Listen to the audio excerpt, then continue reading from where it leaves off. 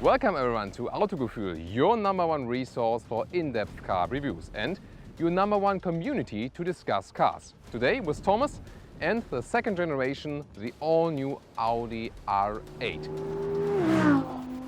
It is a symbol for a perfect super sports car, but is it?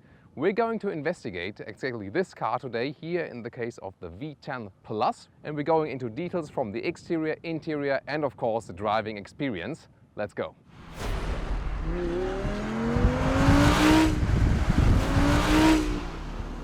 Starting here with the exterior design, the basic proportions have remained the same. If you look at the first generation, it has been sold, by the way, 27,000 times, the whole generation, so actually a quite good selling super sports car.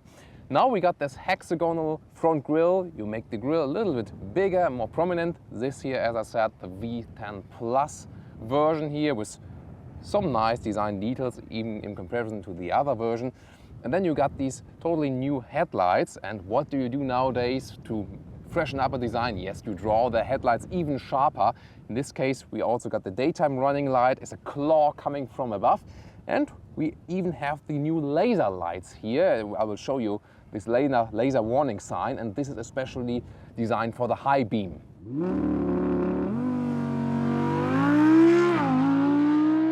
Some of the very good observers maybe have realized that the car has become broader, 4 centimeters, but the basic length rather remained the same, 4 meters 42 and 2 meters 65 for the wheelbase. So you still got, well, not that long sports car actually. Of course, there are also smaller sports cars, but it's not actually such a huge monster in the total length. But of course, it appears very aggressive. And I can promise you later on while driving, it is very aggressive, especially here, the V10 Plus version. Let's look at the side profile. First of all, beginning with the alloys, 20-inch here for the top version.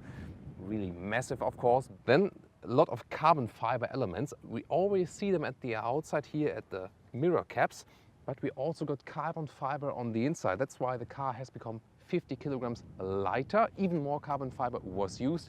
So you got about 1,450 kilograms of total weight there for the car, and for such a, well, huge sports car already, that's actually a good figure also from the weight. The most carbon fiber elements have been used in the center monocoque here, and then you got cheap aluminum, for example, on the front part. So, for example, when you damage in, it's also not that actually cost intensive to repair them.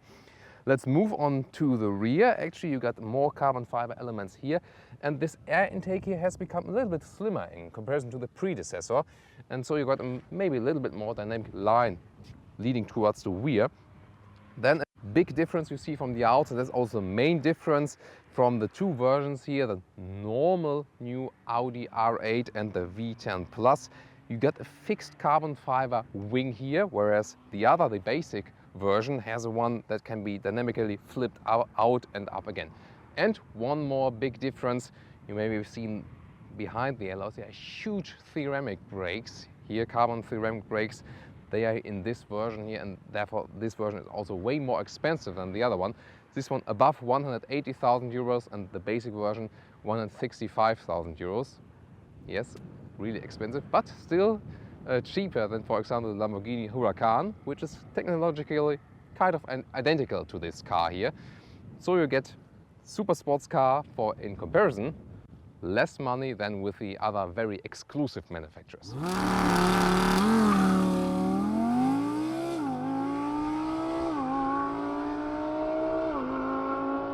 So what do you guys think about the new design of this second generation? Tell me in the comments. Maybe you fancy the rear part here, because this one really says I'm the king of the racetrack, with this huge diffuser in the lower part and of course with this fixed wing. Although I must say I would prefer actually the non-Plus version, because I think non-fixed wing is more beautiful. This is more, I think, 80s, 90s style. Nowadays I would rather go for the flipping one. I just heard some of you saying, I want to have a preview of the sound. Give me the sound. Yes, of course, we'll do that. So let me get inside and I can show you how to open the door. It's below here, that's the way. And then I get inside to get the monster running. First of all, the normal mode. Now I'm switching to the racing mode, performance racing mode, and that also changes the exhaust.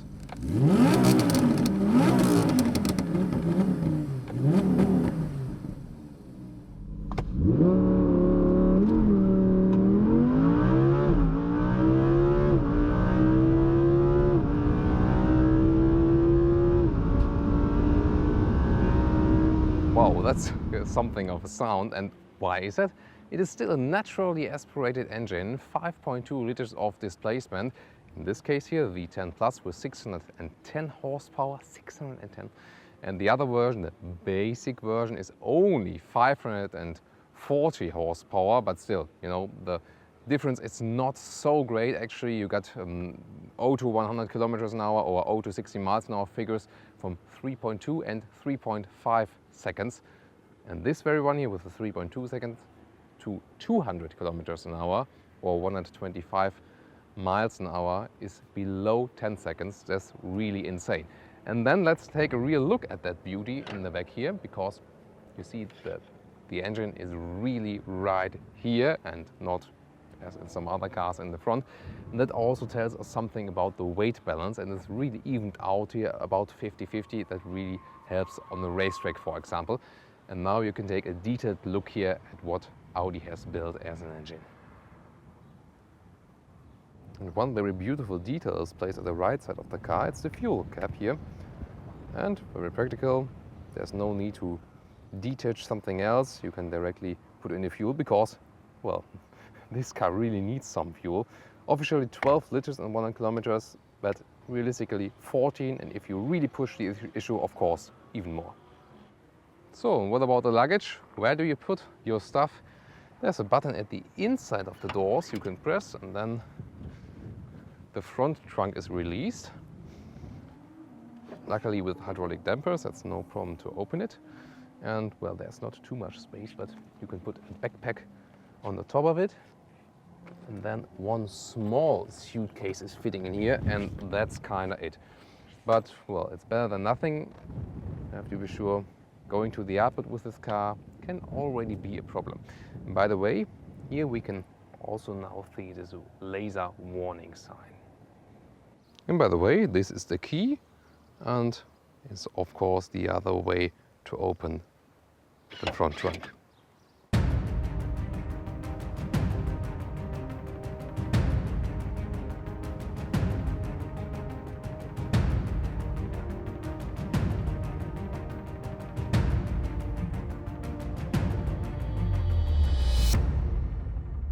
Let's start here with the interior, with the seats. These ones here are the optional bucket seats. You can get them for the normal R8 or you get them automatically in the V10 Plus version.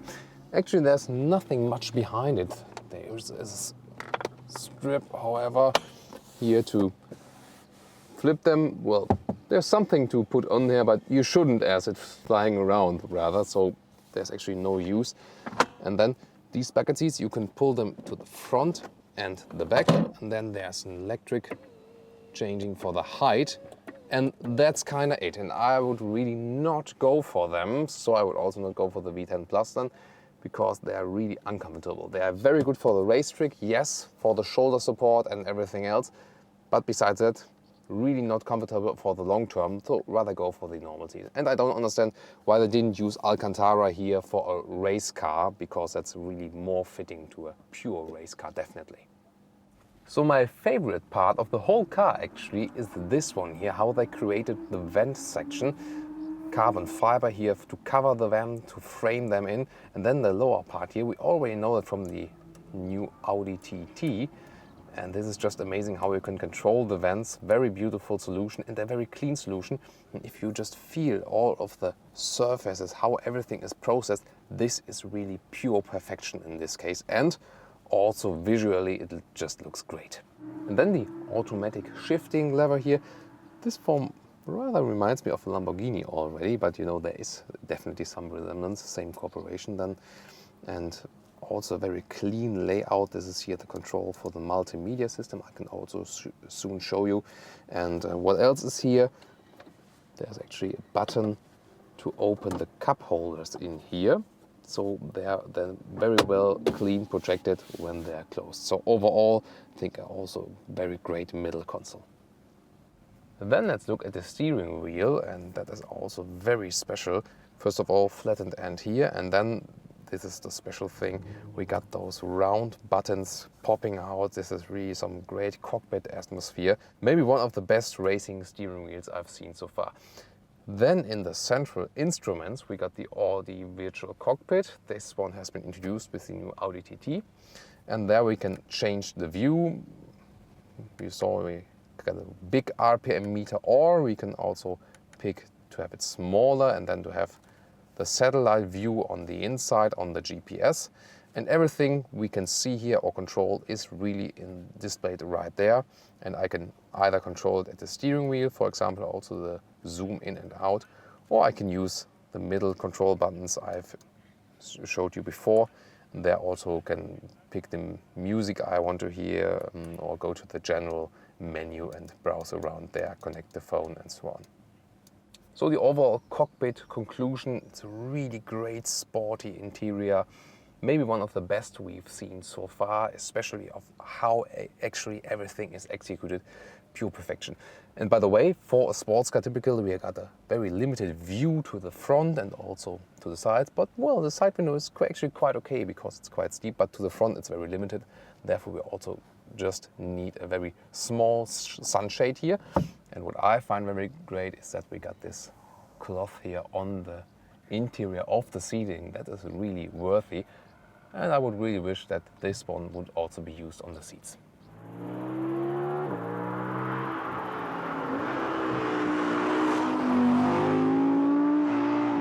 It's really incredible. I'm sticking to the asphalt.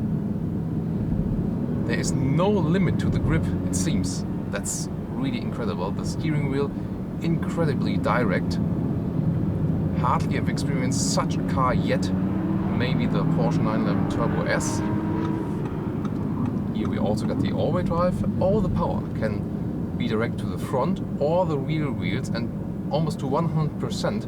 That's also very special for a car, but usually more the rear wheels get the torque because when the car is starting to drive and all the weight is pulled towards the back, therefore you more need the power at the back wheels, and of course that's also sportier then.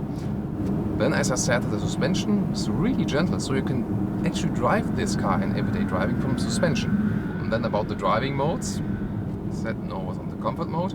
Then I have different choices here at the steering wheel. I could drive select, for example, to dynamic. That would be the step further. You already hear it. Shifting down, and the gears are executed longer in the RPMs. Wow, it's totally crazy really.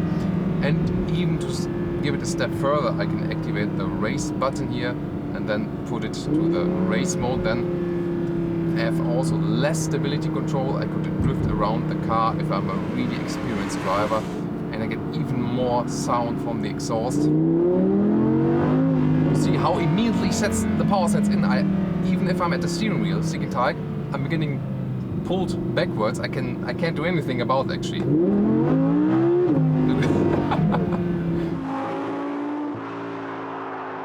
Now something very special. If I'm here in that race mode, really in this S performance mode, then the stability control is turned off, and then I can also use the launch control. Now I go with the left foot on the brake, and with the right foot I press down the throttle. Then the launch control is activated, and we get a boost toward the front and have this acceleration of 3.2 seconds from 0 to 100 kilometers or 0 to 60 miles an hour. And I can tell you, it's really totally crazy. Just enjoy this here, maybe 2 or 3 times. Just watch it all over again. Let's do it.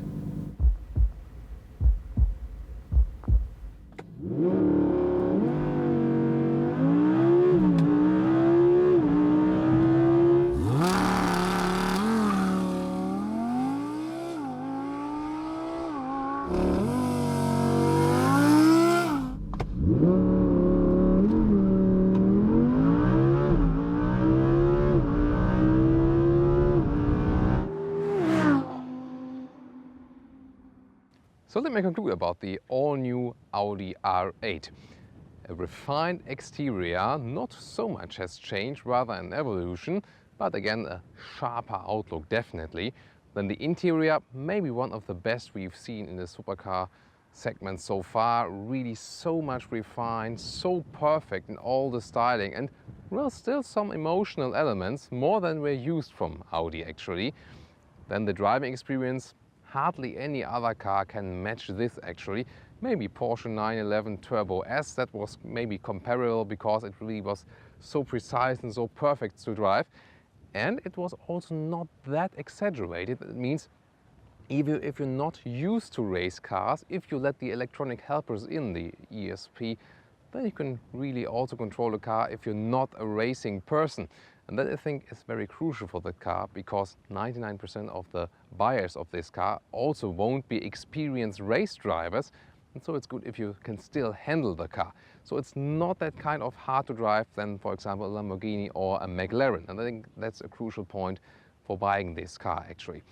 In comparison to the predecessor, it is stiffer from the suspension, but still more comfortable at the same time from the suspension. I would not go for the V10 Plus version because it has the bucket seats, and I really don't like the bucket seats. I really had a lot of back pain from it, so I would rather take the other ones. And I've already stated in the interior review, I would not go for leather seats. I'm not sure why they picked it in there, because it's a race car. You just sweat on these leather seats. It's actually really no use. So, and altogether conclusion, I think very impressive what Audi has built there. But at the end of the day, I think I would rather pick 4 or 5 Audi TT than instead of one Audi R8.